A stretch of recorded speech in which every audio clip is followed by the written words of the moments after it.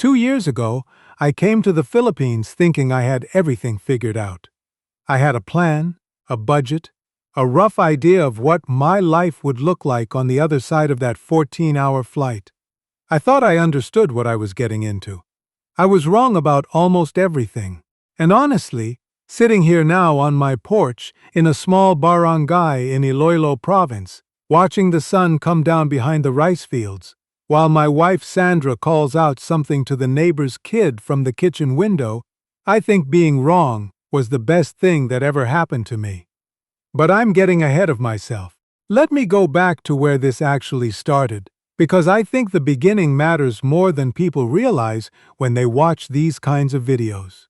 Most people my age who end up doing something like this don't just wake up one morning and decide to move to Southeast Asia. It builds slowly. It builds over years.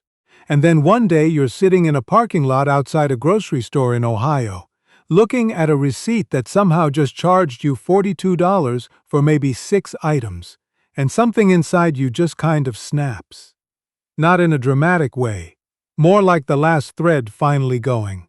I was 63 when I left the United States. I had just finished 28 years working in municipal water management, the kind of job nobody talks about at dinner parties, but somebody has to do.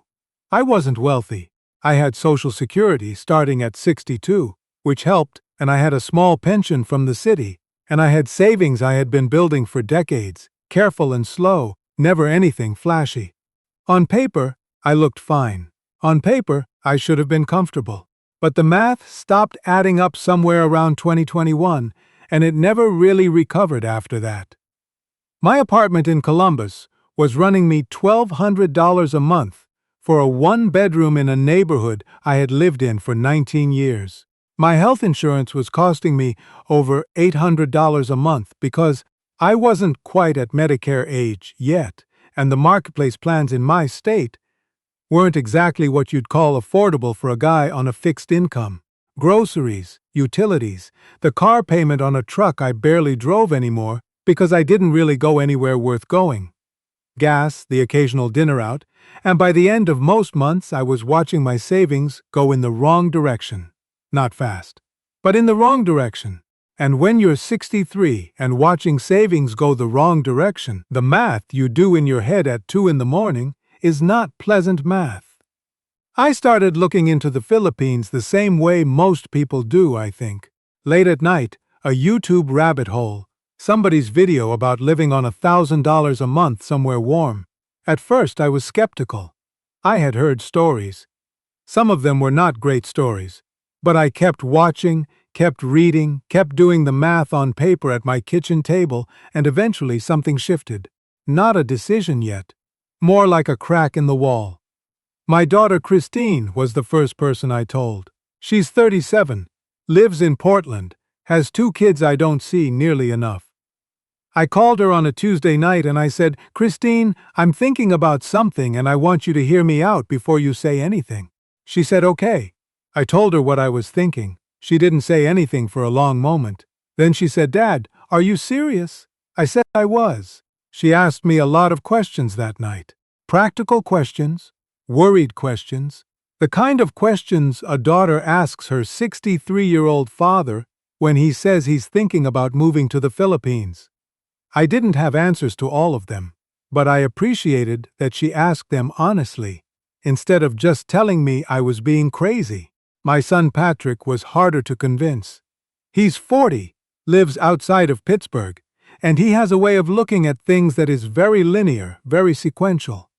He wants the plan before he's willing to consider the plan, if that makes sense. When I told him, his first question was about healthcare. What happens if you get sick, Dad? What happens if something serious happens? It was a fair question. It's the question I had been avoiding in my own head for months. I didn't answer it well that first conversation. I just said I was still figuring it out. He didn't love that answer. Patrick rarely loves answers that involve still figuring it out. But he didn't try to stop me either. He just said, "Keep me in the loop." That's Patrick's version of support. I'll take it. I spent about 8 months researching before I booked anything. 8 months of reading forums, watching videos, talking to people in expat Facebook groups who were already living in various parts of the Philippines, comparing provinces, comparing cost of living numbers, looking at visa options, looking at what healthcare actually looks like for a foreigner living there long term. I learned a lot in those 8 months. I also learned that there is a difference between what people say online and what things are actually like, and the only way to know the difference is to go. I landed in Manila in March 2 years ago. I had arranged to spend my first 2 weeks in the city just to get oriented, and then I had a rough plan to take a domestic flight down to the Visayas region and spend a couple months in a few different provinces before deciding where I actually wanted to settle. That was the plan. Manila was overwhelming. I say that with respect because it's an extraordinary place in a lot of ways, but I'm a man who spent most of his adult life in a mid-sized Midwestern city, and Manila at rush hour is not a gentle introduction to anything. The traffic, the noise, the sheer density of it, the way everything happens at once in every direction simultaneously, it was a lot. I kept telling myself it was just adjustment. It was just the first week. And it was. But it was also a moment where I sat in my hotel room on day 4, exhausted and a little disoriented, and thought seriously about whether I had made a terrible mistake. I didn't go back. I want to say that clearly. I had moments where the thought crossed my mind, but I didn't go back. What changed things, at least a little, was getting out of the capital. I took a flight to Iloilo City on a Thursday morning, and I remember landing and just feeling the pace shift. It wasn't exactly quiet. Cities in the Philippines are never exactly quiet. But it was a different kind of noise. More human, somehow. Tricycles and jeepneys, and people going about their day without the frantic edge that big cities tend to have everywhere in the world. I had found a small guest house through someone I'd connected with in one of the online groups. The owner was a retired school teacher named Perla, and she rented out 2 rooms in her house and treated her guests like they were distantly related family, which, in hindsight, was the first thing that began to change the way I thought about what I was doing there.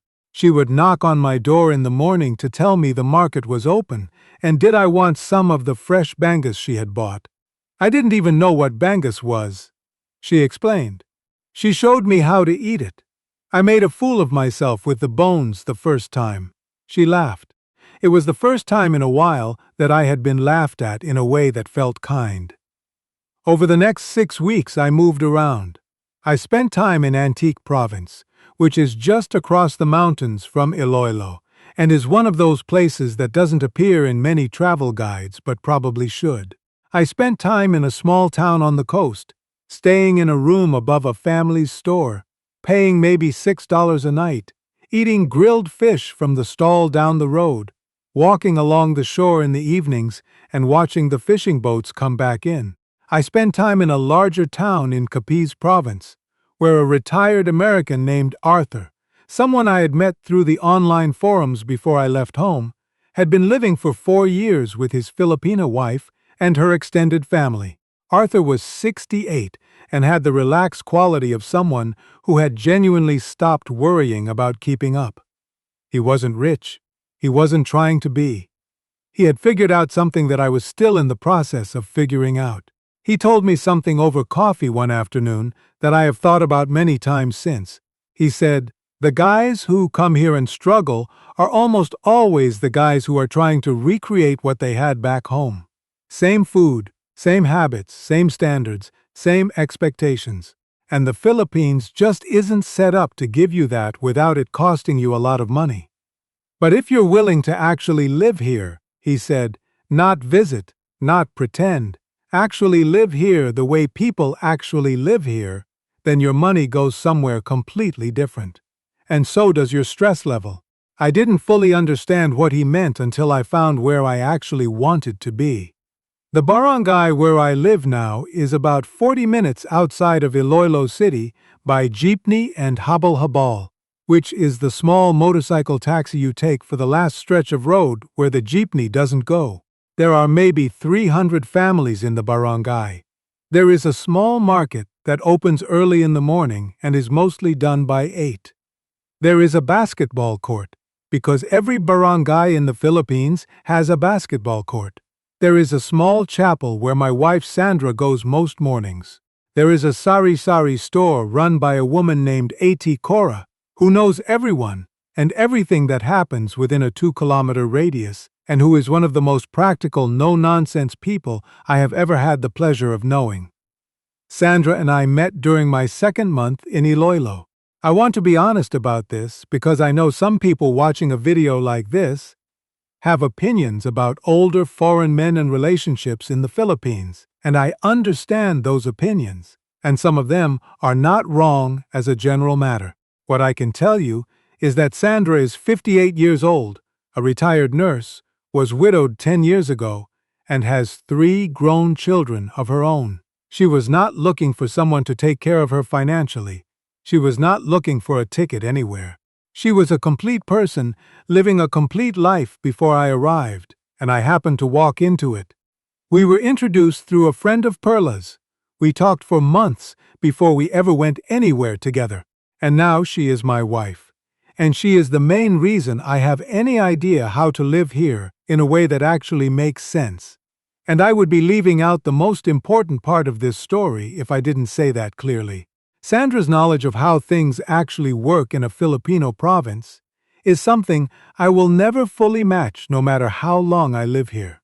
She knows which vendor at the market gives honest weight and which one doesn't.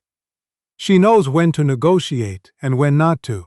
She knows how to talk to the local health center staff, how to navigate the barangay captain's office when something needs to be sorted out, how to deal with the power company when the bill seems wrong. She moves through this place like she's been doing it for decades, because she has. And I move through it much better than I did 18 months ago, largely because of watching her. Now, I know the financial side is what a lot of people come to these videos for. I spent enough time on the other side of this screen, watching other people's videos at midnight, and trying to figure out if the numbers actually added up, to know that the numbers matter. So let me actually talk about the numbers, because I think people deserve more specificity than they usually get. My rent right now is 0. That needs some explanation. Sandra owns the home we live in outright. It was her home before I arrived, and her family's home before that. I contributed to some repairs and improvements when we decided I would move in, and I have continued to contribute to household expenses. But there is no monthly rent payment in my budget, and I want to be transparent about that because it changes the math significantly compared to someone who is renting. If I were renting a modest but comfortable house in a provincial area like this one, I would be looking at somewhere between 6,000 and 10,000 pesos per month, depending on the size and condition, which at current exchange rates is somewhere in the range of $100 to $175. That is what a realistic housing budget looks like in a provincial setting for someone who is willing to live like people here actually live, not in a foreign-spec condo in a city. Electricity is something people underestimate consistently, and I want to be direct about this. Air conditioning is the variable that changes everything. In my case, we run one-wall AC unit in the bedroom at night because the heat in the Philippines is not a joke. It is a genuine physical reality. And especially when you are 63 years old and your body has been accustomed to Ohio temperatures for most of your life, nighttime heat without any relief can actually affect your health. Our electricity bill most months runs between 2,800 and 4,000 pesos, which is roughly $50 to $70. During the hottest months, April and May especially, it has gone as high as 5,000 pesos. If I ran the AC during the day as well, that number would be significantly higher. Water is cheap. We pay a few hundred pesos a month. Internet is one of the expenses I will not compromise on because I use it to stay in touch with Christine and Patrick and the grandkids, and also for my own sanity. I pay about 1,200 pesos per month for a fiber connection that is honestly better than the internet I had in Columbus. Phone is minimal. I use a local prepaid SIM and top it up as needed, maybe 3 to 400 pesos a month. Food is where life here gets genuinely different from the life I had in the United States, and not in the way people always expect. It is not that food is free or nearly free. It is that the food that is genuinely affordable here is also genuinely good.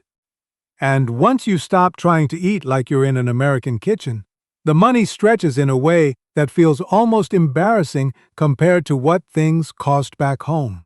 Sandra does most of the cooking, and she is very good at it, and she shops at the market rather than at the big supermarket in the city. Fresh fish, vegetables, rice, fruit. Real food, cooked simply, most nights at home. We eat out occasionally, usually at local carinderias, where a full meal for two costs less than $3, and occasionally we make the trip into the city and go somewhere nicer, which is a rare treat, and we enjoy it more because it is rare. Our food spending most months is somewhere between 4,000 and 5,000 pesos total for both of us, which is roughly $70 to $90.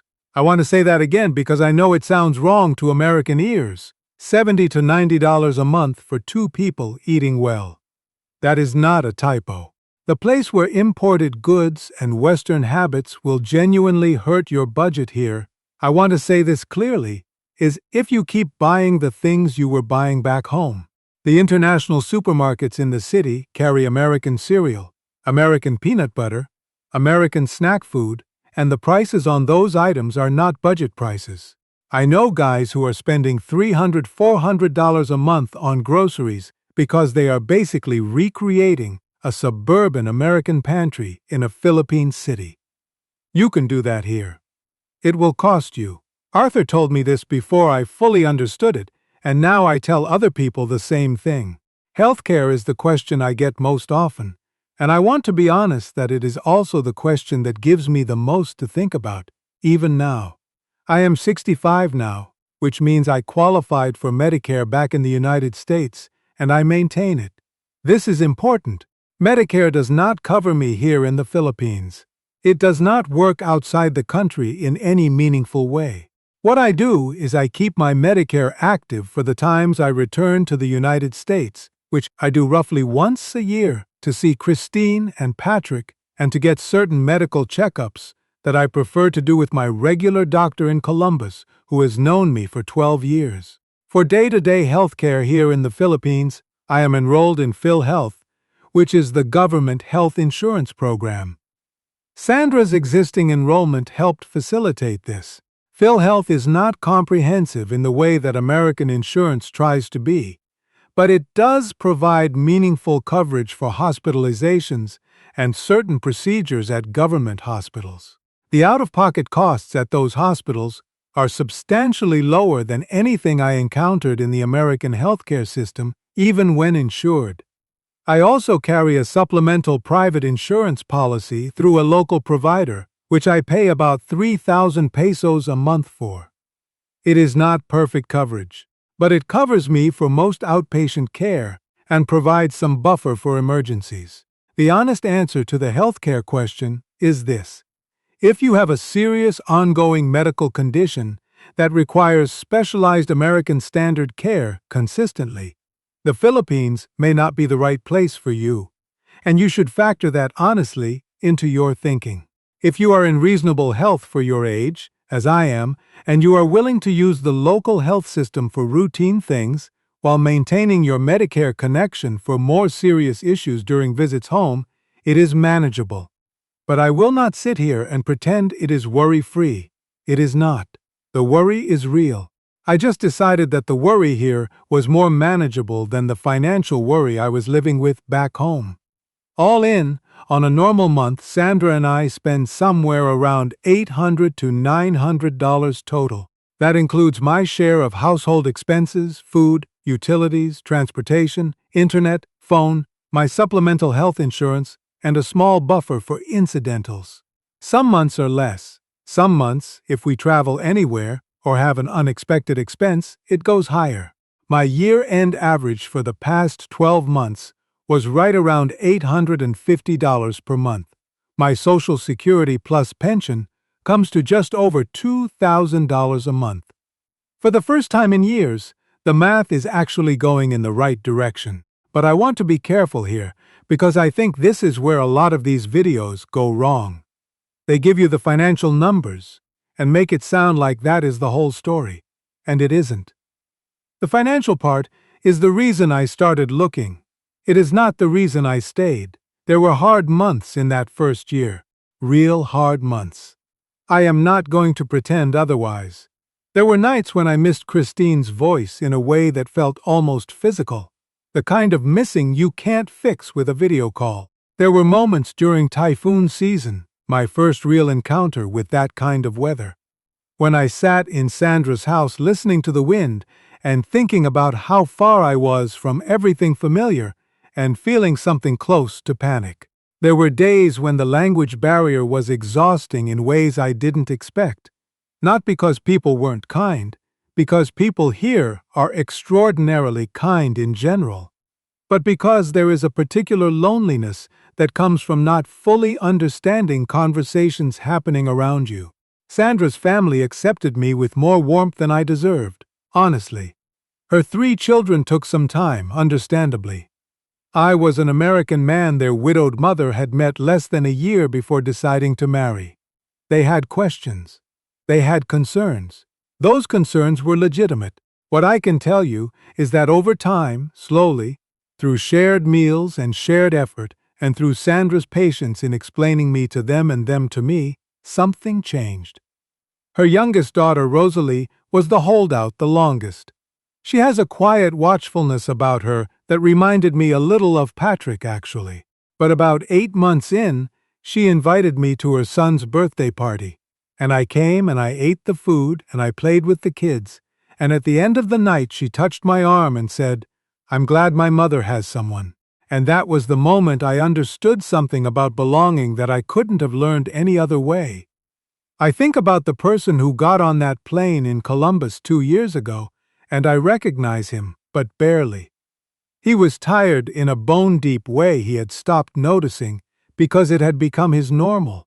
He was running a calculation in the back of his mind every single day about whether the money would hold out, whether the insurance would cover whatever came next, whether retirement was going to be the slow drain he had started to fear it might be. He was doing fine by American standards, maybe, but fine by American standards had started to feel like not enough to actually live on. What I didn't expect, what I genuinely could not have predicted before I came here, was that the change I needed wasn't just financial. I needed my life to slow down. I needed to stop measuring everything against some invisible standard that kept moving. Here, in this barangay 40 minutes outside of Iloilo, my morning starts with coffee on the porch while the roosters are still going and Sandra is still asleep and there is mist sitting on the rice fields across the road. I am not checking the news at 6 in the morning and feeling my blood pressure rise. I am not doing math in my head before I even get out of bed. I am drinking coffee and watching the mist burn off and thinking that this is actually a fine way to be alive. I go to the market with Sandra 2 or 3 mornings a week, and I have learned which vendors she trusts and why. I am learning some basic Hiligaynon, the local language here in this part of the Visayas, and when I manage to say something correctly and someone laughs and says, "My accent is terrible, but my words are right," that small thing feels better than most things felt back home. I ride the hobble-hobble into the barangay center when I need something, and 8 Cora at the sari-sari store knows my name now and has strong opinions about how I should be eating more fruit. Patrick visited 6 months ago. I was nervous about it. Patrick experiences the world by assessing it, and I was not entirely sure what he would assess when he got here. He stayed for 8 days. He slept in the extra room Sandra had painted for him, and he ate everything she put in front of him. And he walked around the barangay, asking questions about infrastructure and water systems, which is honestly just Patrick being Patrick. On the last night, we sat out on the porch after dinner, and he was quiet for a long time, and then he said, "Dad, I get it now." That was all. But from Patrick, that is a complete sentence. Christine came the month after with her 2 kids, my grandchildren Maya and Josh, who are 7 and 9. They had never been anywhere like this. They spent most of the trip absolutely fascinated by everything: the tricycles, the market, the way Sandra's family cooked on an outdoor wood stove sometimes, the sound of the neighborhood at night. On the second to last day, Josh came up to me very seriously and said, "Grandpa, do you think we could come back?" And I said, "I hope so." And he said, "Good, because I want to eat that fish again." And somehow that felt like everything being okay at once. I do think about the future still. I think about it more honestly now than I did when I was in Ohio, if that makes sense. Healthcare gets more real as you get older, and I know that. I think about what happens if something serious comes up, how I would navigate that, whether my plan is good enough.